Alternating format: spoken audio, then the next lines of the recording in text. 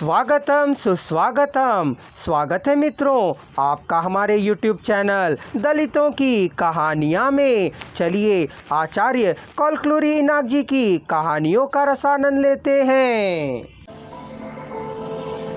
उन्होंने समझा कि वे किसी समय राजा थे, किसी समय अच्छी तरह जीवन बिताया था, कह आनंदित हुए थे। किसी समय अच्छी तरह जीवन बिताया था के वे जैसे ही आनंदित हो रहे थे। किसी समय राजप्रासादों में निवास किया था, किंतु अब पहनने के लिए कपड़े भी नहीं हैं भी तो फटे पुराने कपड़े ही हैं। फिर भी किसी प्रकार की चिंता ना करते हुए उन बातों को याद कर वे आनंदित होने लगे। शंभुदास ने कहना रोककर, पार्वतम्मा, आज इस समय तुम्हारे यहाँ ही भोजन करूंगा। पार्वतम्मा को भय हुआ, पति नहीं है, घर में चावल दाने नहीं हैं, दास के लिए भोजन का प्रबंध कैसे करूं, समझ नहीं आ रहा था। बेटी, कह दास ने बुलाया और अम्मा उसके मुख की ओर देखने लगी। नमक के साथ 33 सामग्री होनी चाहिए अम्मा। पार्वतम्मा की छाती फिर फटने लगी। नमक के साथ 33 सामग्री होनी चाहिए अम्मा। पार्वतम्मा की छाती यह सुन जैसे फट गई थी। शंभुदास के द्वारा बताए गए चमारों के चरित्र को सुनने वाले सभी तैयार हुए।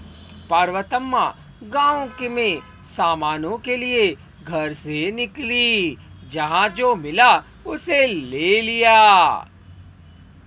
अयवारू को काफी है 5 बरहा, बच्चे को काफी है दाल और गुड़, कह गाते हुए घर घर चाकर लगाकर पैसों को वसूल कर स्कूल के अध्यापक को देना अब बुजुर्ग को आश्चर्य में नहीं डालता था।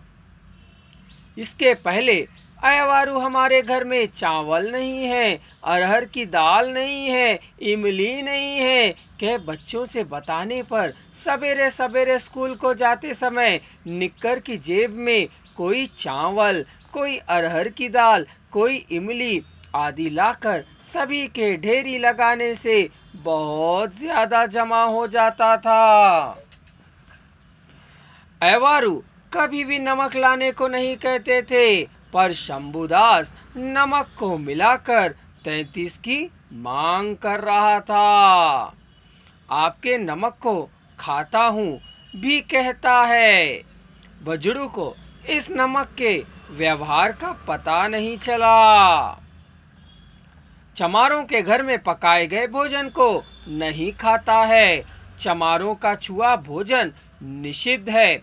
स्वयं उसे ही स्वयं पाक पकाना है। उन्हें रसोई के सामान को प्रदान करना होता है।